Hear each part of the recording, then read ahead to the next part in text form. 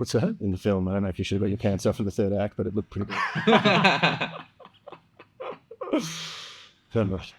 All right. Welcome back to the BJ Experience. Bobby Sandu, Jack Kempton. Today, guys, we have Kit Dale, Scott Dale. Kit got his black belt in 3 years. He's been training for a long time. 4 years. 4 years. We say 3. It's close. Let's call it 3. Yeah, it's definitely 3. Who gave you your black belt? Yuri Samoas ended up giving it to me. Whoa. Yeah, sick. Damn, you train a lot with Yuri. Yeah, I trained the last 6 months of the 4 years with Yuri. And then he couldn't technically give it to me because he was just a black belt. So we ended up having to go through Lucas Leitch, but it was under Yuri. Wow. Yeah. Cool. What else have you done? You've won the World Pro twice? Won the World Pro twice, got silver at brown belt, World Pro, bronze at Pan Am's, won the Brazilian Nationals at purple belt, 80cc trial. Veteran, yeah. Also, and fucking everything in Australia pretty much. And state shot put. My very and Scott Dale's brother. My very first ever jiu-jitsu tournament. I was a juvenile white belt. It was on the Central Coast, and you were fighting in you won the black belt cash prize.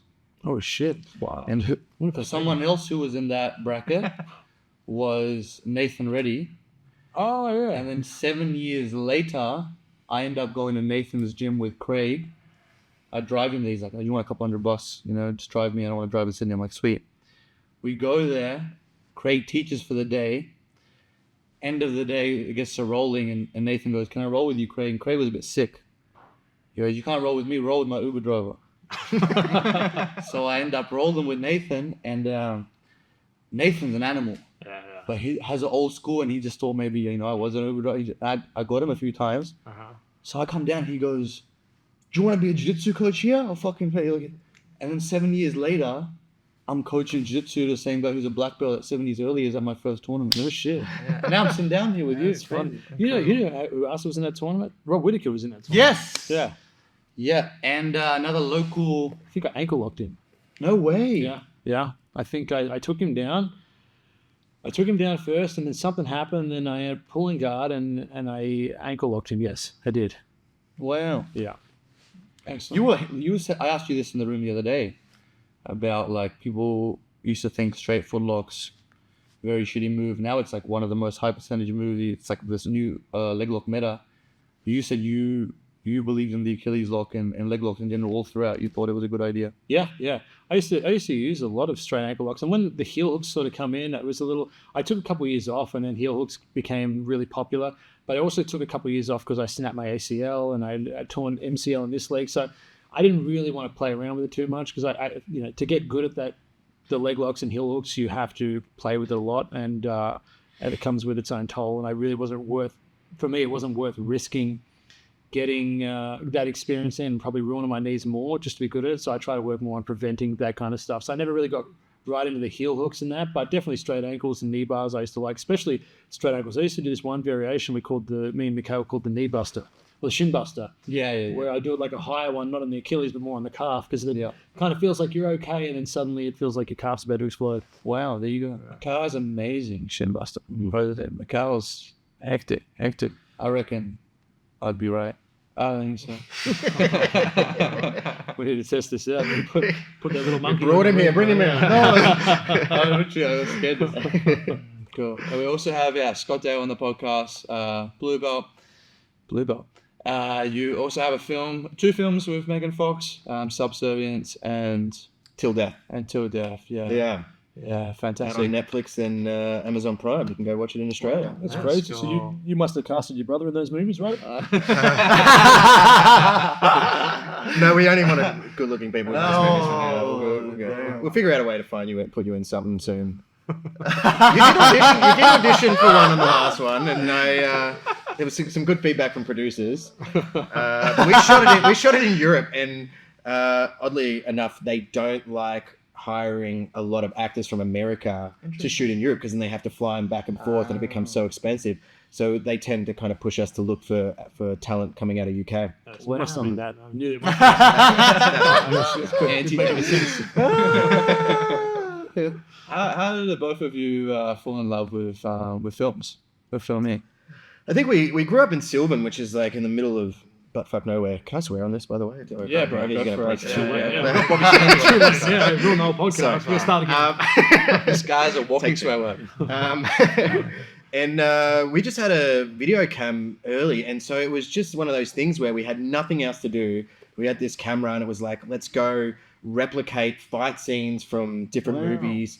I think Kit had the big influence from like the Bruce Lee and Asian martial arts film. I really loved the Star Wars stuff as well, and so we kind of just were reshooting and reenacting what that was and doing it. And we weren't really processing it as like, oh, we're making a film here. It was just, let's copy that and see, so we can see what it looks like on screen. Wow. And then, you know, we would mimic, you know, fight scenes out of the Phantom Menace. And then I'll be like, well, how do you do the visual effects? Then you learn how to capture the film, do it into a computer and do all the visual effects and go from there. And then, yeah, you end up just, when you look back at it, you're like, oh, I'm doing visual effects and we're doing filmmaking.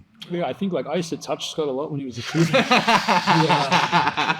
wanted to try and catch evidence of it. He wanted to try and catch evidence of it, so he started getting behind the camera a little bit and trying to catch me. But I was slick. That's I good. did off camera. I totally understand. Only the cameraman is safe.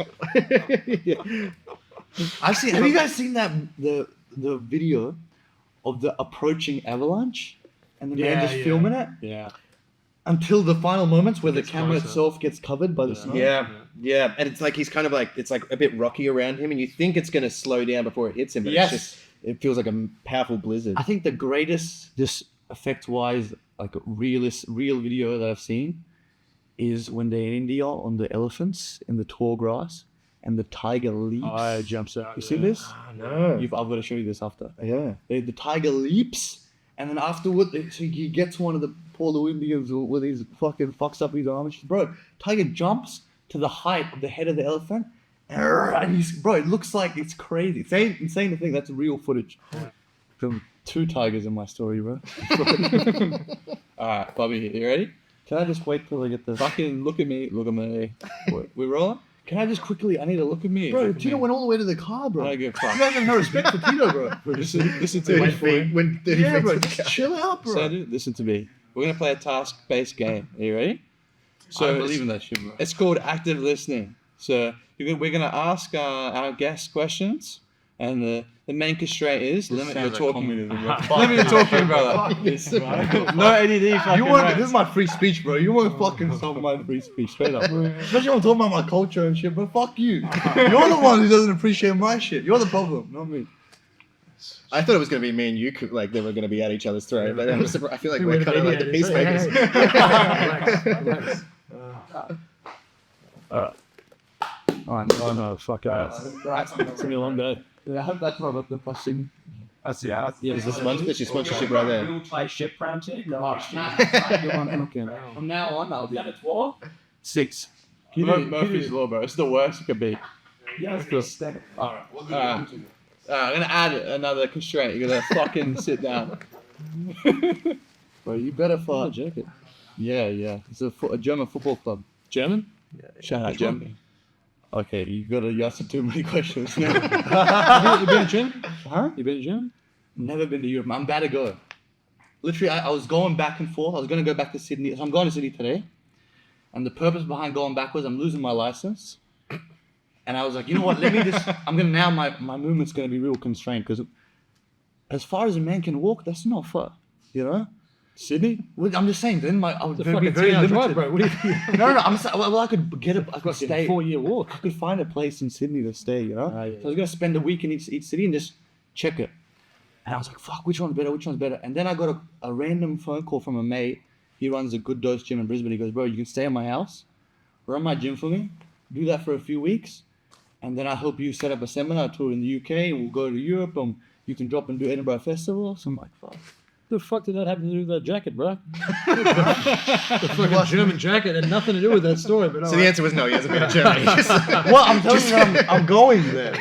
I'm going to you, whatever. You're fucking there right now. You know what? You asked the question, I can right now. pick my answer. Dusseldorf. Fucking hell.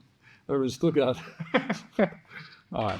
I'm going to elaborate a little bit on what Scott was saying. I think, the interesting part was we had a camera when we were little, and And Scott was definitely probably playing a lot more behind the camera. I kind of like to try and be in front of the camera. So years later, when Scott, I think it was, when did you go to film school?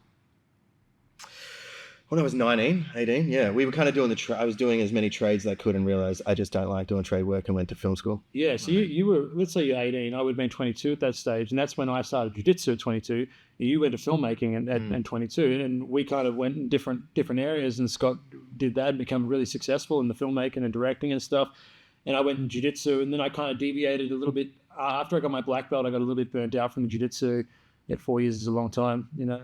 I want a different goal, so I wanted to get into acting and stuff like that. So I started doing acting, and I got very lucky. I got that, you know, I got a speaking role. What the fuck was I even saying? A speaking role with in a show called Jack Irish with Guy Pearce, and then That was before Iron Sky? Yeah. That was before. Wow. And that was great. And then I got Iron Sky, which I booked, which in the most fucking strange way.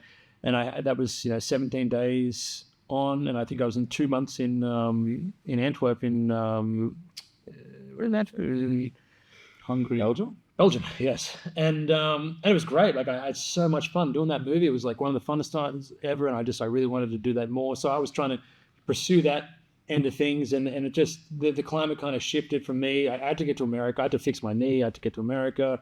I had to create like an online company to be able to sustain my living while it was going to take me 10 years. I thought to make it in filmmaking, just to make it in acting. Sorry. And then when that wasn't really happening, and pandemic happened, I was playing a lot of games, and I was like streaming online all the time.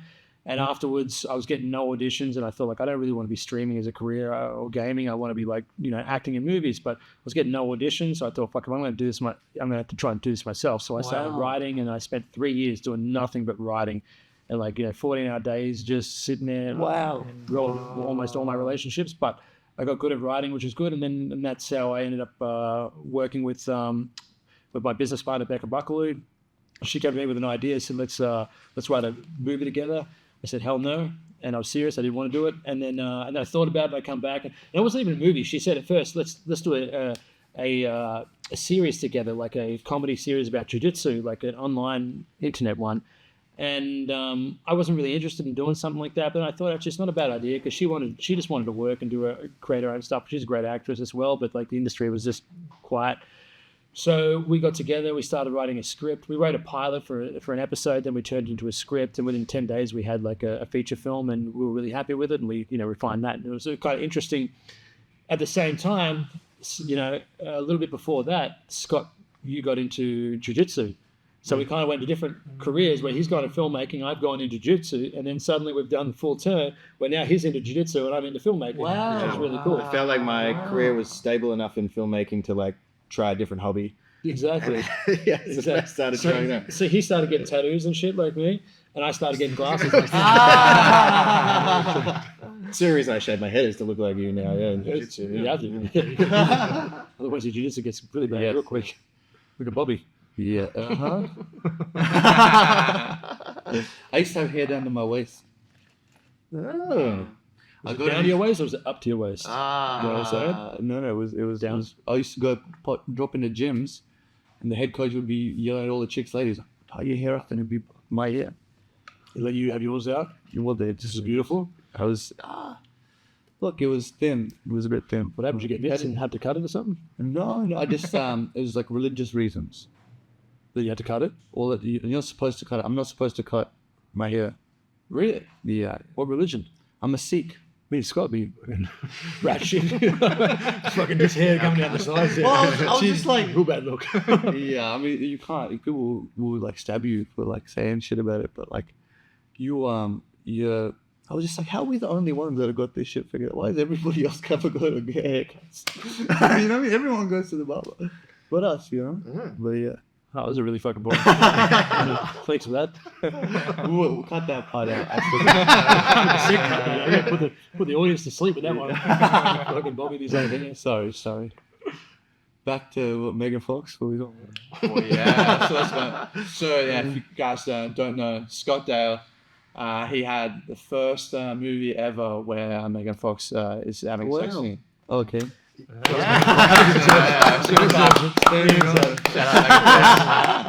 That's what her manager told us. I haven't actually seen her whole filmography, so I can't confirm or deny that. Mate, But if she had one, you would have found it. Don't worry. Bobby would know too. Don't worry. Look, that's the truth. But yeah, no, it was.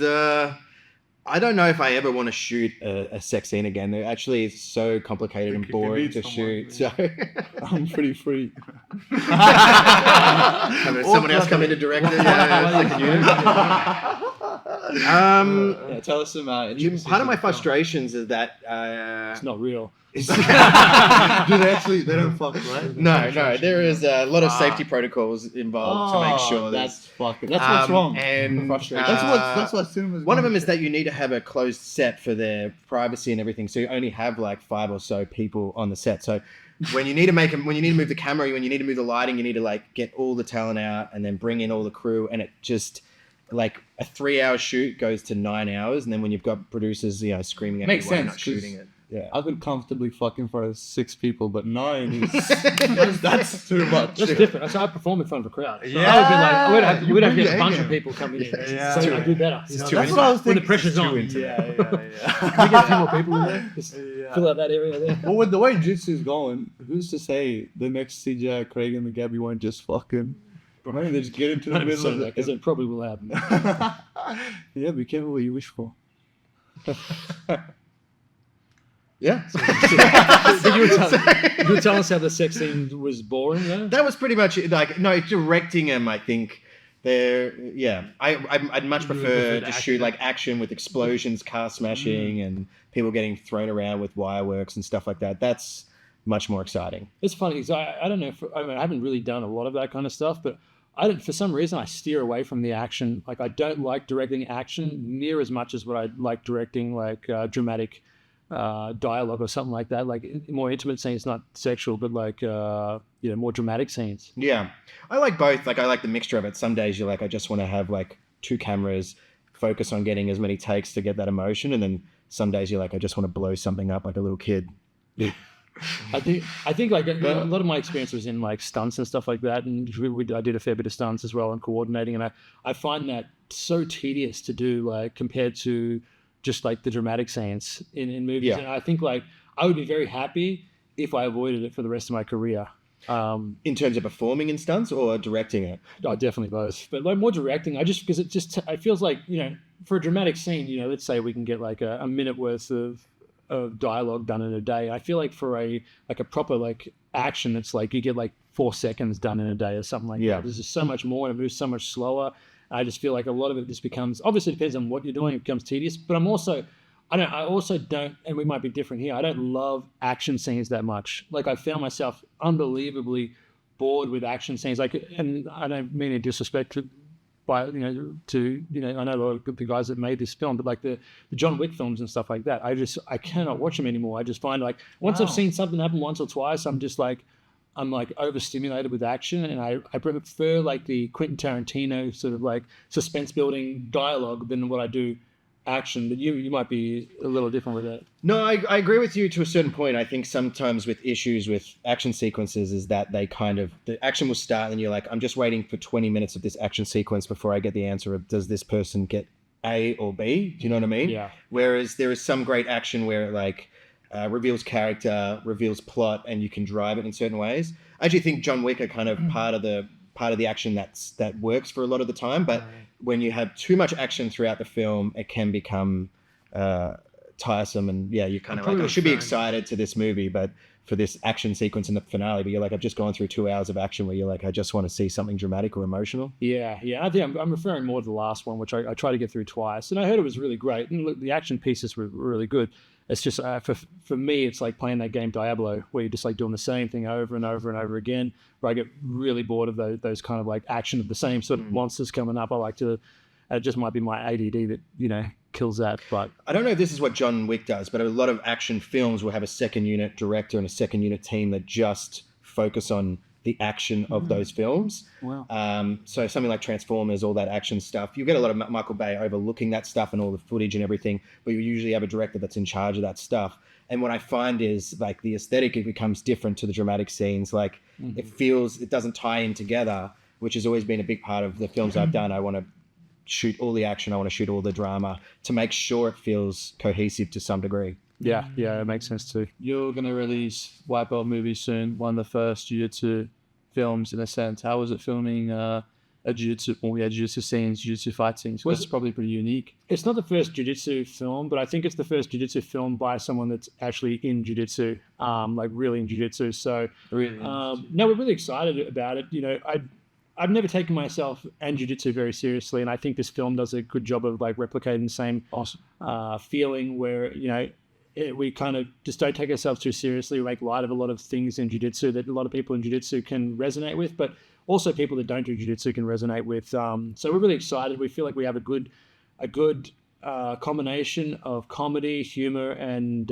drama in there. So I feel like it, you know, it's very funny, and it kind of tricks you into like a sport drama in a sense. So yeah, we're happy with it. We're doing the editing right now. Scott's helping us with that, which is really nice. And I think, I don't know how long it'll take. You probably have more experience in this, how long that kind of stuff will take. But I think probably another month until we have picture lock on it. And then we send it away to sound design, and that will be another 8 weeks on that, or 6 to 8 weeks on that. And then send it across to the score, which, what do they call it? The composers. Yeah. What's picture lock like? You're not going to change the images anymore? I'll let Scott answer. Yeah, usually picture lock is like where you're not allowed to adjust the length or anything anymore, because now you're starting to move into sound design and the composing, where they kind of need to know the exact length in order to do that. Okay. And I have in past projects opened up the edit again halfway through, and when you do that, even just adjusting things by 3 or 4 frames in different areas, they have to rejig everything to be synced up again, and it is an absolute nightmare for them. Wow. Yeah, and it costs a fortune. There you go. So we don't have a fortune. We've had negative money right now. So, you know, we had ultra low budget, and we're shooting in LA, which is very expensive. We're really lucky to have, you know, to get the money that we did. We're really lucky to get the people we did. We had a lot of people that were like really well experienced that come on for free. People that flew themselves in. Wow. Like, and big jiu-jitsu actors that did the same thing, come and helped out. So we're lucky that a lot of the people we had believed in the script and believed in the story, and were willing to give us their time to be involved in a project that they actually believed in. And it was really fun. And I don't say, I'm not very biased in this situation, but it's going to sound like it. I feel like it was the best set I've ever worked on, and I got the same feedback from multiple people, like dozens of people, because me and Becca that ran it, and she was helped me with writing it. She directed it with me. She started it with me. She executive produced it, and me and her were just like doing everything. And we also had a lot of fun doing it and enjoying. We played around. You know, you come on set, and me and her were fighting and wrestling. She's a jiu-jitsu purple belt, really good as well. Wow. And we'd mess around. So everyone had really good vibes, and I think it was really cool to do, for a lot of them, to do a comedy where there's not a lot of comedies shot, I don't think. And for a lot of them, that, you know, the camera crew just come off of a drama that was really heavy, and they just felt so good to come and do a comedy where they're just like laughing during scenes and everyone's breaking and stuff. So it was really fun, and I don't really have any interest in acting for other people anymore. Of course, if like a Christopher Nolan called me up or something like that, I'd tell him, just let me think about it. But for almost everything else, I don't even want to audition anymore. I just want to make my own stuff and do that. I really enjoy that, and working with, you know, people that I want to work with. And I know me and her have plans and sequel to this movie, a bunch of other scripts we want to do, and I'd be very happy to just go out there and start doing my own stuff and build my, you know, credits and experience, and, you know, do bigger and bigger and bigger stuff. Not, you know, this is the goal for me, isn't so much to do bigger stuff, to do good stuff, but obviously it helps when you have a budget. I guess Scott steals all my budgets. He gets the big budgets. I get the little baby things like this. In terms of the way you wrote the action for this, though, were you very specific to the jiu-jitsu moves and everything that was going to play out, or did you know that on the page? Or yeah, I knew it on the page, and I kind of try to write it in a way, like my writing mentor is Sheldon Turner. He's a phenomenal writer. He's an Oscar-nominated writer, a Golden Globe-winning writer. And what he does really well with scripts is he makes a script that's really fun to read. It's not just a script that's to be shot. It's also a script to be read. So a lot of my action, I kind of know in my head what I'm doing, but I try and articulate it in a way that's more engaging. And so a lot of what I write in the script is like, you know, and then he sees a hand, bang, he hits the ground, nose, blood splatters. So it's kind of very vague, but you kind of get a feeling for it. But in my head, I know exactly, especially with the jiu-jitsu, I knew exactly what was to do. So by the time I was writing it, I already had it mostly choreographed. It was like 90%. I ended up having a really good stunt coordinator come on board as well, Christopher Troy. If you look at him on Instagram, he's great. He works on all the big shows, and he come down, helped a lot, helped with choreography and ran all that. And it was really good to have him on board. But most of it, yeah, for jiu-jitsu, it was so easy. It was kind of in my head. But I also wasn't like, this movie wasn't about the jiu-jitsu, so to speak. It's like, it's about jiu-jitsu, it's involved in it, but it's not a jiu-jitsu film where you're going to look at jiu-jitsu. It's a story revolving around where you're engaged in the characters and their journey. So I wanted to really be about that and represent that. And it's also about a character, Tay, who comes in to train, and she's a purple belt. So she's not a high-level world-class black belt. So it's got to be it's got to represent what would a purple belt know and how would that be. So in my end, I was a ex-world champion, so mine had to be a lot higher and stuff like that. But it's mostly hers. So we wanted to make sure that it was realistic and fun and exciting to still watch, but also represent stuff that you could see a purple belt, which right now you can see a lot because purple belts are the level has risen so much. But yeah, it was very easy for me to come up with the action. The whole story was actually quite easy because most of it is kind of from my life and her life. I know it quite well. So like I wrote that character for her, Tay's character for Becca, and Rick Dale was, as you believe, was actually me, Kit Dale. I try to hide it a little bit. And we have other characters in there. We have like a character named Crew Johns that is basically playing Craig Jones. We have Coach Danaher in there. Wow. We have someone playing our dad. We have someone playing our dad, who's a really good actor as well, Big Cole. And is Andy McPhee, who's been in a lot of stuff. He was in Underbelly. He was in Sons of Anarchy and all that. So it was good. We're really happy with that. We're in fucking LA right now. After you, Sandy. Is it sketchy? LA? Oh yeah, yeah. The other day I saw like a guy jerk himself off on the sidewalk. I'm trying to film And I've it. apologized about it. I'm sorry. I didn't know you were. I was going to film you, bro. I had my camera out. I was like, yes. I was like, I got my camera out. I stood on a fucking old leaf and it crumpled and he looked at me. I was like, whoa. Imagine that guy. Like, Now you're the creep. Now you're the creep. I remember he was on a couch on like a red sofa and he's batting off and I'm over there and he just got he hears that crumble. He's like that. And I was just like pretending I was seeing something on my phone. But yeah, it is wild. What's to be done? That's what I wonder. I've been to some American cities. I'm like, what do? You round them up? Like that. Well, I wouldn't do it. Scott would do it. But I'm just saying it would be a solution. Yeah. The joke, you could just double the wealth. It's up. You're going. Why? Because you're too greedy. Right? Yes. Digging into the wealth of people. Yeah, it's true. Well, okay. Tell us more. I was really interested when you're talking about your writing mentor. What are some other things that you learned from them? A lot, really. Just to take, he takes so much pride in what he does. Like, he stays at home all day, he's working, he's grinding all the time. So his, work ethic is really inspiring. And the thing I really like about him is he takes everything to a complete different level. Like I said, some people write a script just to be shot, but he writes a script to be read and to be enjoyed. And so when it comes to learning, all the details about, writing, which is, so much in story, the one thing that I really took out of it was to really keep pushing it and to find how to improve everything. Like I said, most people are never going to see the script. 99.99% of people are never going to see the script. They're going to see the movie. But what he takes pride in is still the script and how to really make it an enjoyable read and make it engaging for the reader. And I find it's a lot better. It's a lot easier to get people to read your scripts in the future if they actually enjoyed the read in the first place. So I try and take pride in everything I do, whether it's the aesthetics of it. I'll never let one word bleed onto another sentence. He's got to, engrave my head to make it look more even, just to look aesthetically pleasing and stuff. And to really have a brevity of words, how can I take a sentence I've got 30 words and try and make it in 5? You know what I mean? When you can do that, it just sings so much better. It's such a quick read. People read it within, an hour and a half, instead of, they're going to read your scripts, going to take 3-4 hours because you've written a million prose and stuff that you don't even, that's not even important, and over-articulated stuff that's not important, under-articulated things that are important. So I think the thing that I really like from him is to try and make everything enjoyable and really improve everything from the words you use to describe things to the way it looks. So he's been really good, and he's also really hard on me. I teach him jiu-jitsu, so that's how we got together. Is I was teaching jiu-jitsu, he teaches me this, and the deal we have is like, just to be completely honest with each other. If I send you something and you don't like it, tell me it's shit, but also let me fix it. I never wanted to, and I told him this earlier, I don't want you to tell me what to do.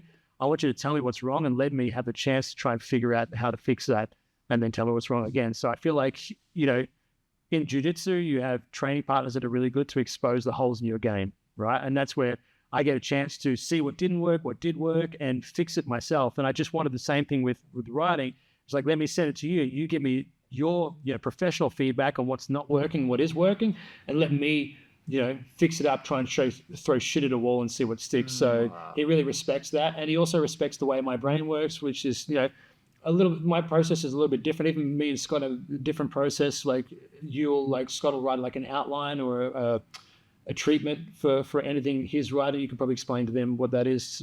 Yeah, I'll usually do, and sometimes it'll be more like notes where it's like I know that I will beat out the whole film from start to finish, and I want to know where it's going to end and everything, and then I'll adjust that, work on that for a while, really get to know the scenes in my head, and then I'll just kind of write it from start to finish and in that laid out thing. I've done other stuff similar to what you're saying, which is more like just going and see where the characters lead you. I tend to do that with my more smaller contained projects because you don't have like a scene here and there and all that. You might have a long scene or a long more dialogue where you want to play with and everything like that. But for the most part, the bigger projects I'll do, I have to kind of map out pretty deeply to know where everyone's heading. Yeah. Your friend that you were coaching, what level was he before you started working with? Beginner. He did 6 months with Gracie competitive, so I would say he was like minus 6 months. Like back with 6 months. We had to get rid of that part and then go forward. But now he's doing really well. Now he's a blue belt. What kind of stuff? How were you improving his hand? What were you doing specifically? Just giving him games and playing around with games. I would just like, look at a different area. Here's a game, play around with this. And it was just constant sparring, but in very Did you show him moves? Areas. No. You didn't show him any moves? No. Not even 10 moves? Oh, maybe 10 moves. Okay. But I don't have anything. I don't have a problem with showing people stuff, but I try and explain to them this is for inspiration or possibilities of doing it. What I don't want to do is I don't want to show you a move and then have you go out there and practice that move 200 times just to be able to use it. If you can't use it without practicing it, then you're not ready for it. For sure. So like I try and if I'm going to show you a move, it's in an area that you're already very competent in that I can show you something and you go, I see what I'm seeing what you're doing here. Okay, I can play with that. And I can do it different ways. You know what I mean? You just understand conceptually what I'm trying to do. So I don't have a problem with technique, so to speak. What I have a problem is people, trying to take a shortcut in jiu-jitsu, which is the drilling techniques, which is really the long path of learning. So I try. It's not relevant to the situations they're in and stuff. No, like I said, if you have a good enough understanding of an area in jiu-jitsu, you shouldn't need to drill a new technique. You should be able to see it and go, okay, I get what that is. I can play with it. If you don't have enough experience in that area and someone shows you technique, essentially what's going on is you lack understanding and experience in that area and someone's trying to give you something that's above your pay grade and you're trying to drill that technique is like, creating a shortcut and almost like a little cheat. Like, well, I don't have that experience here and I haven't earned that, but I'm going to like drill this, which is essentially cheating so I can do what you're doing, but then you lose everything that makes that really work. Like you lose all the understanding of why you got there. So anything that I use when you see me rolling, if you ask me questions about it, I can answer like everything about it because I came up with it myself. Yeah. And it doesn't mean I didn't see something and go like, oh, that inspired me, but I would use things as inspiration and go and play with it and find my own process to do it. And I know why I'm doing it, when I'm doing it, depending on how much experience I have in those areas as well, or the techniques that I'm using. But I come up with myself and I understand exactly why I'm doing it, when I'm doing it, and I understand all the variables about it. If I give you that technique, I'm not giving you any of that information. I'm giving you the tip of the iceberg, and underneath is all the information and all the experience and all the mistakes I made trying to come up to that one conclusion. So I understand why this is important. I also understand when I should use it, when I shouldn't use it. and who I should use it with and who I shouldn't use it with, and like anything can work and anything can't work at the same time depending on what's going on. So without all that information, you're just taking the shell of it, trying to perform it, and it's not the same thing. It's like I could talk about jiu-jitsu and I understand jiu-jitsu really well, and I could talk about it. We could have a brand new guy come in here, listen to what I'm saying, literally write down the dialogue, copy exactly what I'm saying, and it would sound like he knows what he's talking about if he just repeated that. But you ask him any other question, he's going to have no idea why that's important. Like, what's the meaning behind those words? I don't fucking know. I'm just copying someone. So a lot of the same thing happens in jiu-jitsu. It's like, what's the meaning behind those techniques? What's the reason you're using that technique? And tell me everything about it. Like, I don't know, because someone just showed it to me, and now I just drilled it, and I'm just trying to impose it on my partner instead of really understand what you're trying to do. And it's like a conversation instead of like, drilling dialogue and coming in with like pickup lines or something. You're learning how to talk to people and engage to people, and that means I've got to listen to you. Okay, so I'm talking to you, I'm listening to you. You pay attention to me? Do you say something to me? What are you saying? What's the subtext behind what you're saying? What's the context? And I would look at your body language and everything. Is he paying attention? If I'm talking to you, one time I was doing a seminar and this guy was at the front like this, and he's like moving around, doing all this kind of stuff, and I'm just like, I'm about to say, dude, am I keeping you awake here? I found out he was blind. Oh. Okay, so I didn't say anything, thank God. And I found out 2 seconds later. He also bumped me at the start, like we're walking in circles, it is boom, and I was like, dude, this guy's like a fucking German undertaker in Sweden. And then he's sitting in front of me, and I just say, okay, whatever. And then like he's sitting in the front just like this, this guy hates me. He's making a point to like look like he's bored, and he's sitting like this and this moving around. Find out he's completely blind. No. But that's the point. It's like you got to pay attention and read people and listen to people, and I think that's one of the problems with jiu-jitsu, and I've said this a lot of times, is like people misinterpret what I'm saying, and and I understand why they come to a conclusion I believe is wrong, is because they look at jiu-jitsu as in the accumulation of techniques. That's what progression jiu-jitsu is. The best way to learn a technique is to drill it. Yeah. Okay? But the best way to progress in jiu-jitsu isn't to accumulate techniques. It's to acquire skill and knowledge and get better, become a better problem solver. Okay, a better innovator. To do that, you need to problem solve. You need to play around. You need to experiment. You need to play games if you have to, whatever it is. And you'll come up with conclusions, and you'll start figuring things out by trial and error. So that's why I try and steer people into that area instead of the other area, and understand if you can differentiate those two, that jiu-jitsu isn't about learning techniques, then it's easy to let that go and start playing with this. But if you don't, it's very easy to get stuck on like, no, drilling is the way to go, and everyone's drilling, and nobody that's not drilling is winning world championships. You hear the same shit all the time. I agree that just being able to perform some random move, especially with all this detail and stuff, especially if it's like some long sequence, I agree, just being able to perform that move might have nothing to do with you ever. A lot of people do that. I've been guilty in the past, teaching move sequences I've never done live, So like you said, there's no way I can answer if anyone questions me or what to do, because it's just completely theoretical. But I feel like if I go into a game, let's take just basic maintain and escape mount, right? If I only have that versus I give someone one concept, like, hey, don't bring your elbow across your center line. Because I did jiu-jitsu for years and years and years. I did mount position for a very, very long time, and just, maybe because I'm a retard, I just couldn't figure it out. It had to be told to me. Why not make that a task objective? Like, top player wins if they get elbow across. But I think once you're aware of that, you go into the same game, even without putting that in, you'll see it, because you'll try it.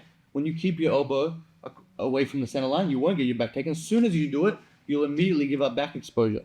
So I feel like if I don't have that, and I'm trying to completely just focus on my task, but I've been shown no specific way of doing it, then the other person that has starts doing their sequence, and then I'm just playing catch up. I want to have some direction. You talking to me the whole time? Yeah, because I'm thinking it is quite similar. I'm just saying I don't like the idea of working purely with the goal, but having no idea of any technique or nothing to attempt at all. I want to be shown at least something to try, like a primary sequence.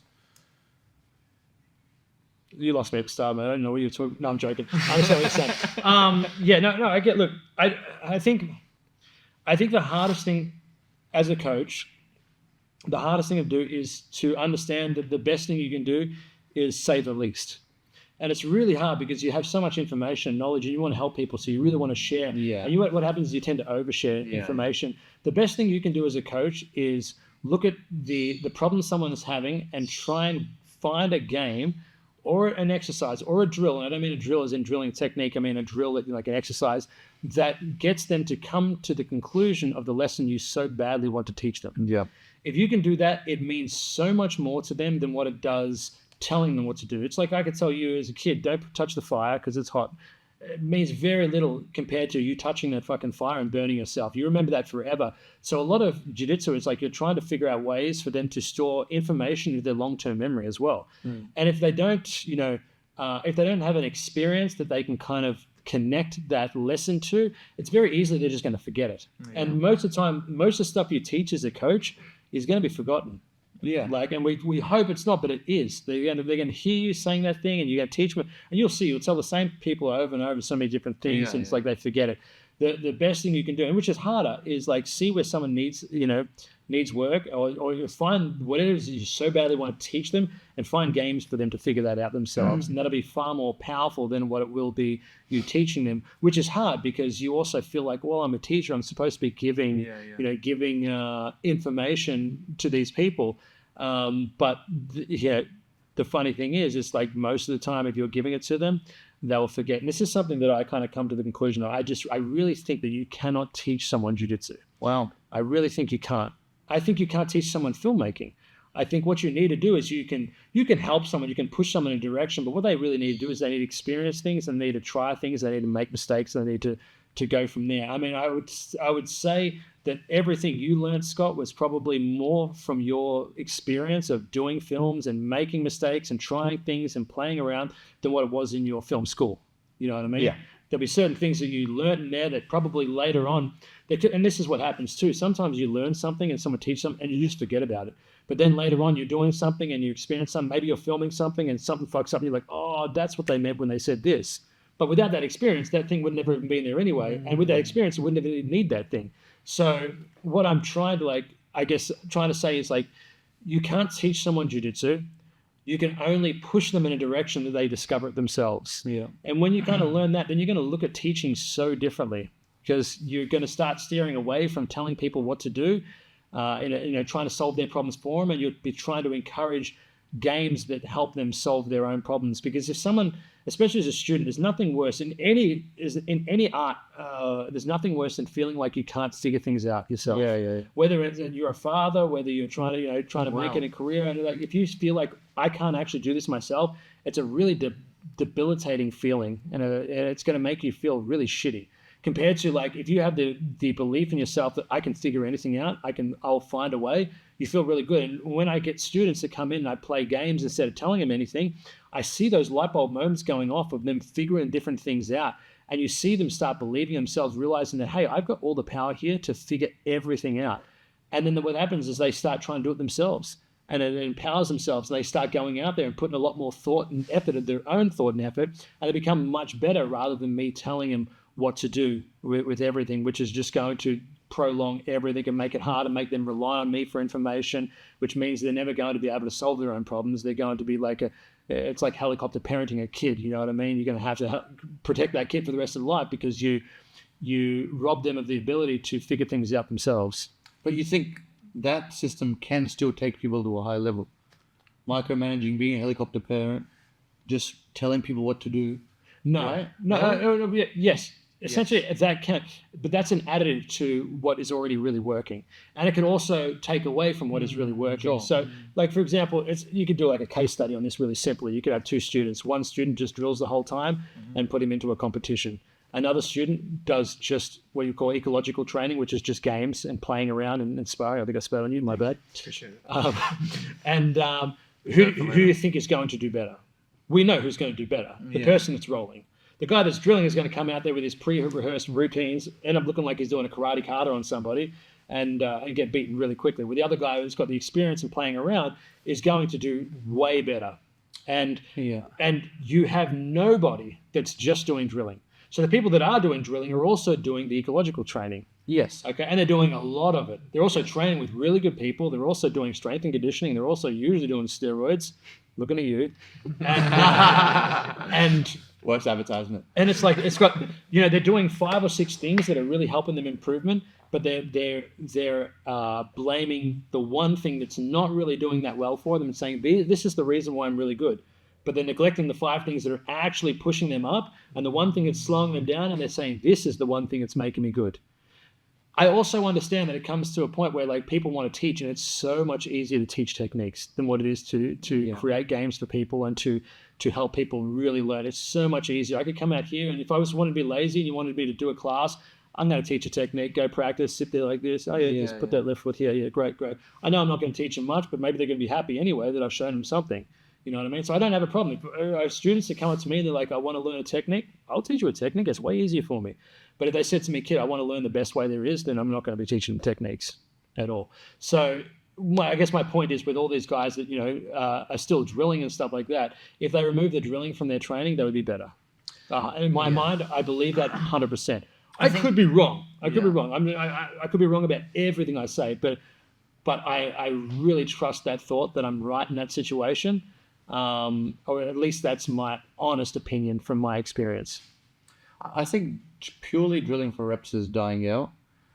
You could make a case for certain athletic movements, like can you get good at like a handstand or something without drilling it, attempting it over and over again? I feel like you can't just show someone a handstand if they don't have the requisite amount of strength or whatever to do it.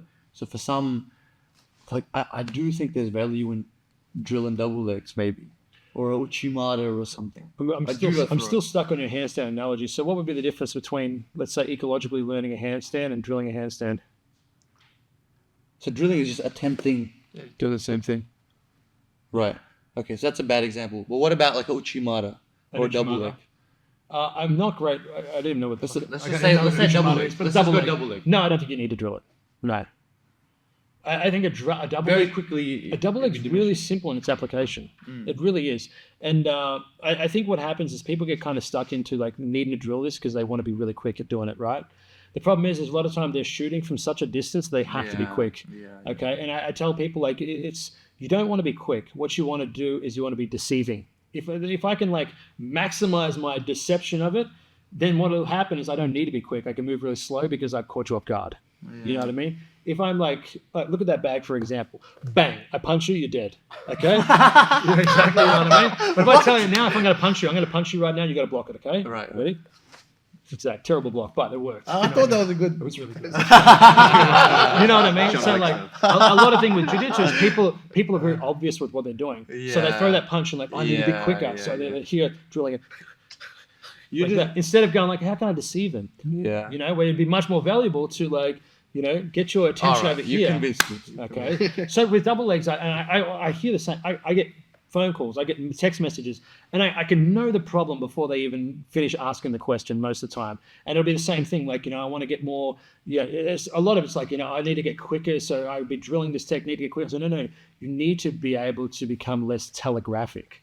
If you can hide your intentions, and you can, even better, if you can convince them you're doing something else, you buy yourself so much time to be slow.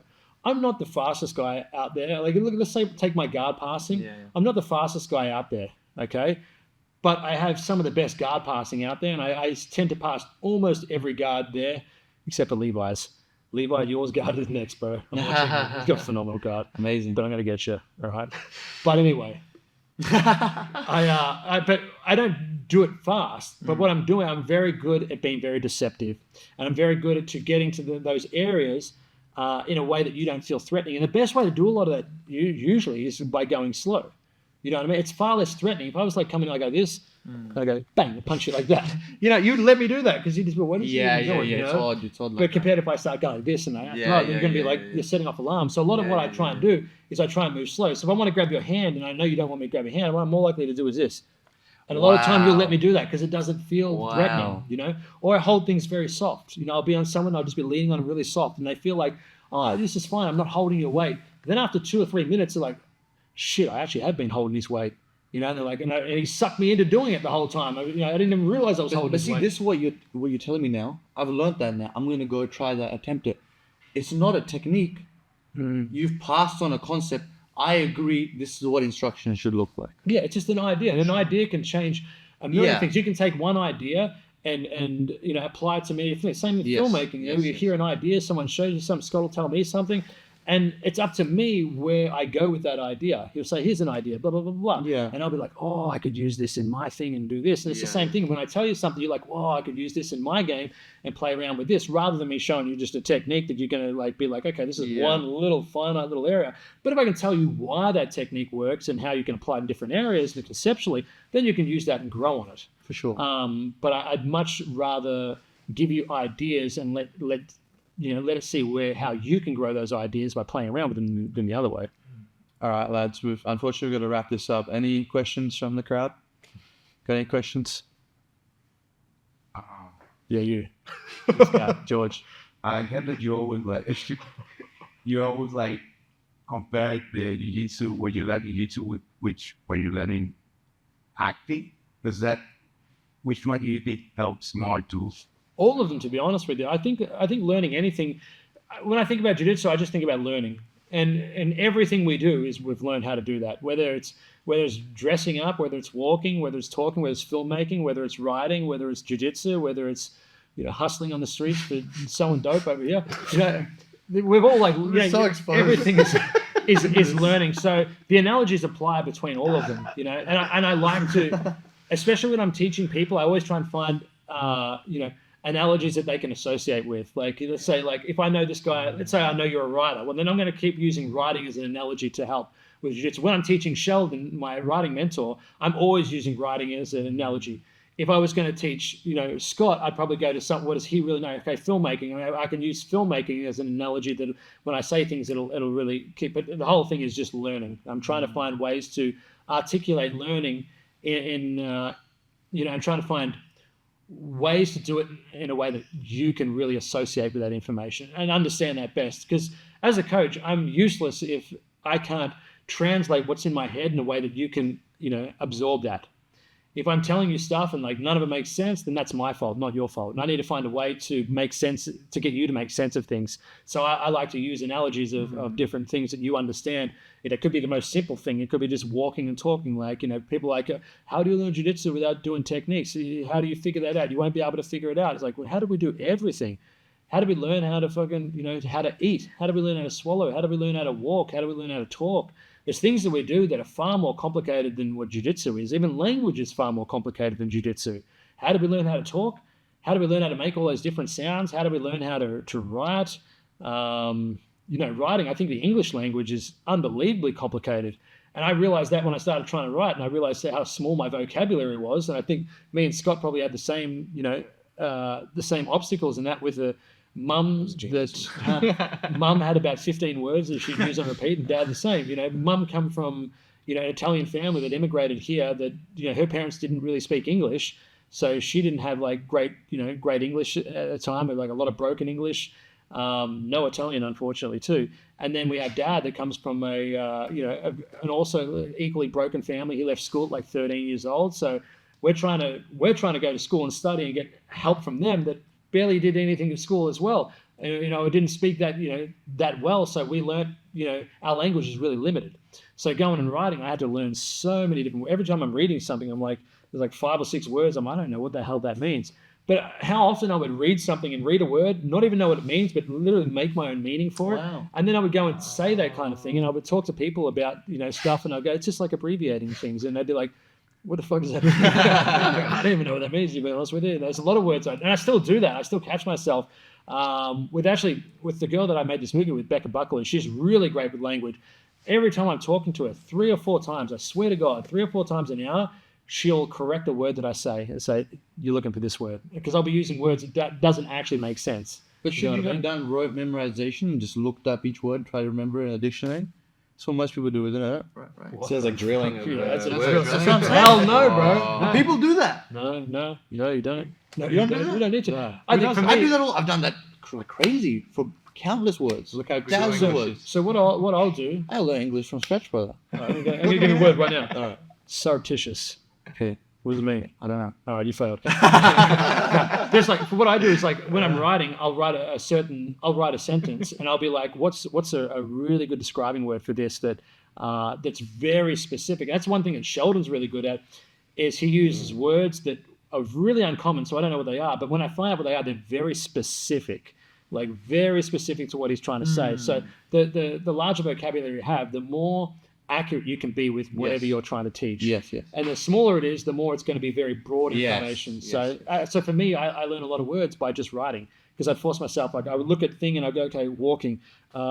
Give me some synonyms for walking. And then I would say, you'd be fucking trotting, plodding along, dragging, and all these kind of different things. But every single one gives a very different feeling. Like I said, Scott walked into the house, or I said Scott dragged himself into the house. There's two different feelings, you know what I mean? So I feel like I learned a lot through that, and through reading as well. Reading and just looking at the words and going, okay, what does that actually mean? Makes me so happy. That makes me so happy. Advocating reading. Scott dragging himself into the house, or the reading. That is the best way, I reckon. It's just reading. Storytelling. Yeah. It's a lost art form, I think. Well, it's, not as appreciated as it once was. I read a lot of scripts, and I actually love it because they're a bit more bare. They kind of get to the point and everything a bit quicker. So it's just a faster pace, but I love reading them. I'm reading a novel right now. I'm reading a novel. I can't remember what it's called. There's something of Roses and Thorns, or The Court of Roses and Thorns. It was like actually Becca put it on to. It's actually a smut romance. It sounds smart, yeah. I'm waiting for the smut part because I was really excited about this. I want to say, but I thought it'd be good for for my experience with writing romance and stuff like that. She said it was really good with that. So, and it really is. Like I'm learning a lot, but the same sort of thing. There's so many words and ways of describing things that I'm really enjoying, because I'll hear it and I'll be like, fuck, that's such a good word to describe, or even a good sentence to describe something. Like she said today, I was reading something and she's like, I responded with a twisted smile. And straight away, like I hear that and I know exactly what it is, but I would never have articulated like that, but it's very specific. If I said I responded with a smile or responded with a twisted smile, it's like, it's different, you know what I mean? So I really enjoy it. And I haven't read as much as what I really should. I read a lot of self-help books back in the day, but I wrote a lot, and I kind of like my thing is like I don't know what the word is. Like I fall running, you know what I mean? I kind of just like with whatever I'm going to do, I don't really like to study something. I like to just try and hit the ground running, you know what I mean? And know that I'm going to suck. No, I'm not going to know what to do. Make a lot of mistakes, but through those mistakes, I really come to the conclusions and learn a lot more, rather than trying to really learn what I'm doing. So I think the best learning personally is where you try something and then you learn from that. Rather than what most people do is they learn something and then they try it. Does that make sense? You go into jiu-jitsu, you learn a technique, then you try it. Yeah. Me, I'm trying to do something and then I'm learning what didn't go wrong through doing it.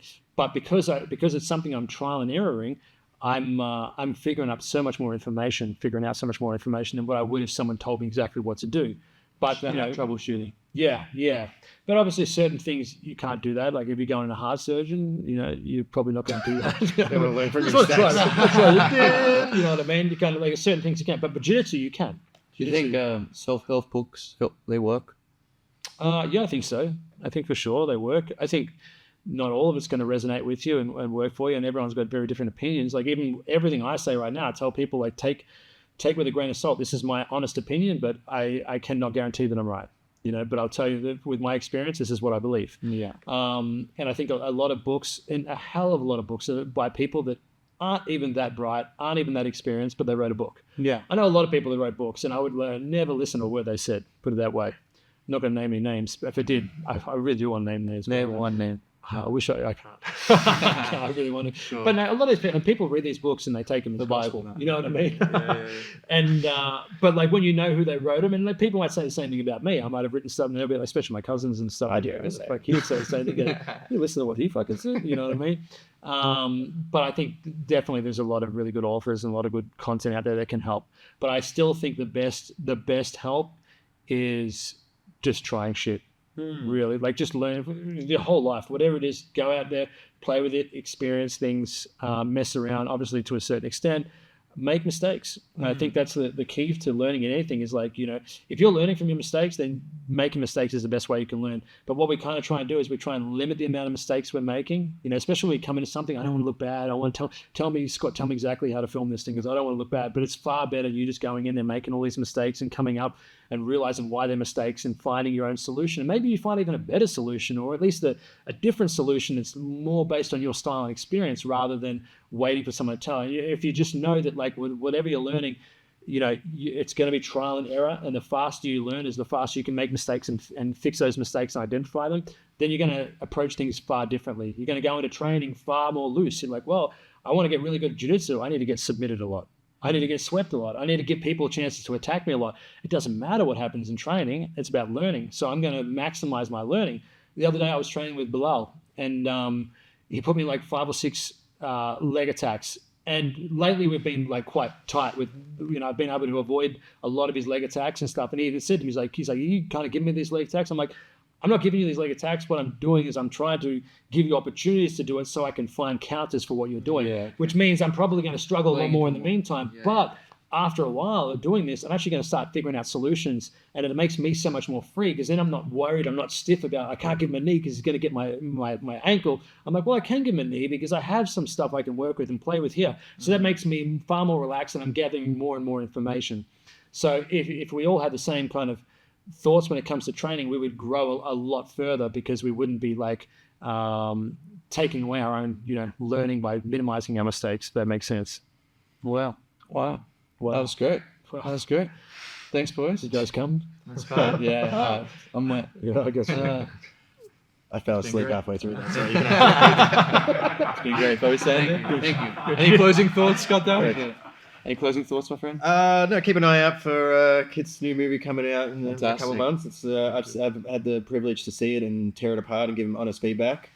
But it's going to be a fun comedy about jiu-jitsu. So I feel like this is the community that's going to see this is going to be a community that will love that film. Yes, and also watch out for Scott's profile. I've taken a couple of photos of him naked. I'm going to post them soon. So unless he puts me in his next movie.